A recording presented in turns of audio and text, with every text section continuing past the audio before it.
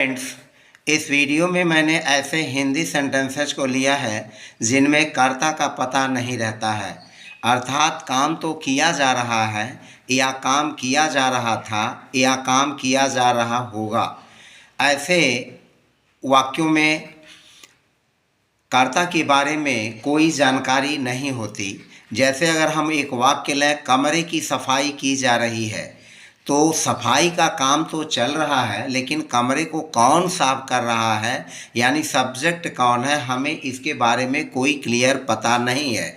हम कहें सड़क की मरम्मत की जा रही है, तो इसका मतलब यह हुआ कि सड़क की मरम्मत होने का काम जारी है, लेकिन सड़क की मरम्मत कौन कर रहा है हमें कोई पता नहीं है। खाना नहीं तैयार किया जा रहा है, इसका मतलब खाने की तैयारी नहीं हो रही है, उसमें कोई कर्ता मौजूद नहीं है। लड़के नहीं पढ़ाए जा रहे हैं, तो लड़के को पढ़ाने का काम नहीं हो रहा है, लेकिन कौन नहीं पढ़ा रहा है हमें उसके कर्ता के बारे में कोई जानकारी नहीं है।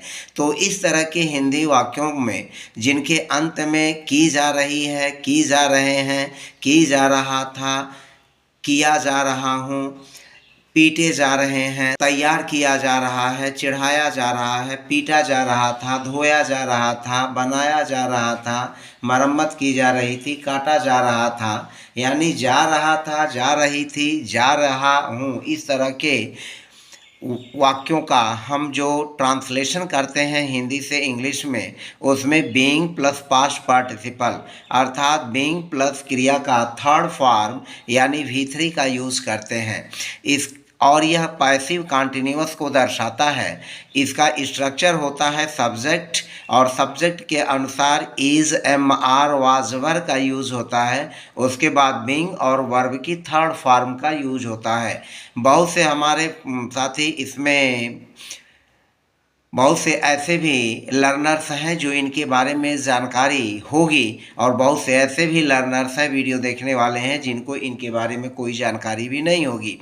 तो फिलहाल इस वीडियो को गौर से देखें, ध्यान से देखें, और एक स्ट्रक्चर के आधार पर आप हिंदी से इंग्लिश बोलने में स्ट्रांग धीरे धीरे बनते चले जाएंगे।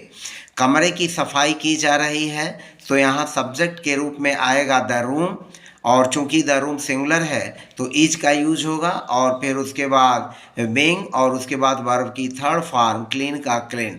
तो the room is being cleaned, कमरे की सफाई की जा रही है और कमरे की सफाई की जा रही थी। The room was being cleaned, कमरे की सफाई नहीं की जा रही थी। The room was not being cleaned, क्या कमरे की सफाई की जा रही थी। Is the room being cleaned, क्या कमरे की सफाई नहीं की जा रही थी। Is the room not being clean, is the room not being cleaned. तो इस तरह से हम इस प्रकार की वाक्यों को हिंदी से इंग्लिश में बनाते हैं। एग्जाम्पल फर्स्ट है, कमरे की सफाई की जा रही है, तो यह हो जाएगा द रूम, और द रूम के बाद सिंगुलर सब्जेक्ट यहाँ पर इज हो जाएगा। The room is being, the room is being cleaned, the room is being cleaned. हालांकि यहाँ पर हम जिस सब्जेक्ट द रूम की बात कर रहे हैं, यह वाकई में इस वाक्य का सब्जेक्ट नहीं है, लेकिन पैसिव वॉइस में यह सब्जेक्ट का काम करेगा। तो the room is being cleaned, सड़क की मरम्मत की जा रही थी, तो इसको लिखेंगे द रोड, और चूंकि द रोड सिंगुलर है तो द रोड, और यहाँ था थीते है तो यह थी है, तो यह हो जाएगा द रोड वाज, और उसके बाद इसको लिखेंगे पैसिव वॉइस के लिए being, the road was being repaired. Repaired जो है वह वर्ब की थर्ड फॉर्म है, अर्थात V3 फॉर्म है। तो the road was being repaired, सड़क की मरम्मत की जा रही थी। खाना नहीं तैयार किया जा रहा है, इस पैसिव वाक्य का सब्जेक्ट जो है फूड है, तो द फूड, और फिर निगेटिव सेंटेंस का वाक्य है, तो द फूड वाज नॉट, और यहाँ पर हो जाएगा being, the food was not being prepared. Prepared, prepared सब वाक्य का जो है यह V3 फॉर्म है वर्ब का। यह वर्ब में थर्ड फॉर्म है prepared. The food was not being prepared, कहाँ पर है तो यहाँ वाज की जगह इज का हम यूज कर लेंगे। The food is not being prepared, the food is not being prepared. क्या लड़के नहीं पढ़ाए जा रहे हैं? अब यह प्रश्नवाचक वाक्य है, इंटेरोगेटिव सेंटेंस है और सब्जेक्ट व पैसिव का प्लूरल है, तो यहाँ पर हो जाएगा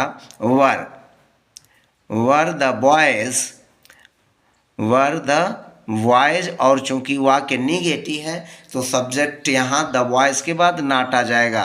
वर द बॉयज नॉट, और उसके बाद फिर बीइंग और टीच का थर्ड फॉर्म हो जाएगा टॉट। तो यह वाक्य बनेगा were the boys not being taught, were the boys not being taught, were the boys not being taught. क्या मुझे नहीं चढ़ाया जा रहा था? तो चूंकि वहाँ मुझे के लिए एम और फिर यहाँ हो जाएगा वाज आई और फिर हो जाएगा not, was I not being, और टीज का थर्ड फॉर्म हो जाएगा teased, was I not being teased, was I not being teased. क्या मुझे नहीं चढ़ाया जा रहा था? क्या तुमको पीटा जा रहा है? तो यहाँ पैसिव वॉइस का सब्जेक्ट तुमको, तो यहाँ पर हो जाएगा are you being, are you being beaten, are you being beaten, are you being beaten. क्या तुमको पीटा जा रहा है? क्या खिलाड़ियों को नहीं बुलाया जा रहा था? तो यहाँ पर हो जाएगा were the players, were the players, were the players not being, were the players not being called, were the players not being called, यह हो जाएगा called. Were the players being were the players not being called. उन्हें क्यों डांटा जा रहा है? तो यहाँ पर उन्हें पैसिव वॉइस का सब्जेक्ट प्लूरल, तो यह हो जाएगा वाई आर और फिर हो जाएगा they, why are they being, why are they being scolded, scolded, why are they being scolded. उन्हें क्यों डांटा जा रहा है? घर को कब नहीं रंगा जा रहा था? तो यह वाक्य प्रश्नवाचक, तो when was the house, when was the house, और चूंकि वाक्य नेगेटिव ही है तो हाउस के बाद हो जाएगा not, wow, when was the house not being painted, When was the house not being painted? When was the house not being painted? Car कैसे धोया जा रहा है? तो यहाँ पर हो जाएगा हाउ और फिर is, how is the car, how is the car, और फिर हो जाएगा being, how is the car being washed, how is the car being washed. पुल बनाया जा रहा है, तो इस पैसिव वॉइस का सब्जेक्ट है पुल, द ब्रिज, यह हो जाएगा the bridge is being, the bridge is being built, the bridge is being built, the bridge is being built. सेतु की मरम्मत नहीं की जा रही है, तो यहाँ सेतु हो जाएगा द ब्रिज, सेतु यानी पुल, द ब्रिज इज नॉट, और तब हो जाएगा being, the bridge is not being repaired, the bridge is not being repaired. हरे पेड़ों को नहीं काटा जा रहा था, सेतु की मरम्मत नहीं की जा रही है, the bridge is not being repaired, the bridge is not being repaired.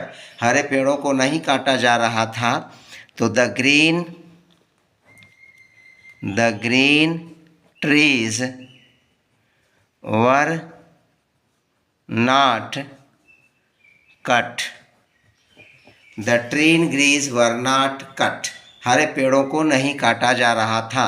Passive voice का सब्जेक्ट द ग्रीन ट्रीज, और चूंकि प्लूरल, तो वर्ब हमारा प्लूरल हो गया वर्ब। उसके बाद नॉट और कट वर्ब की थर्ड फॉर्म। विद्यालय का नवीनीकरण किया जा रहा है, तो इसको लिखेंगे द स्कूल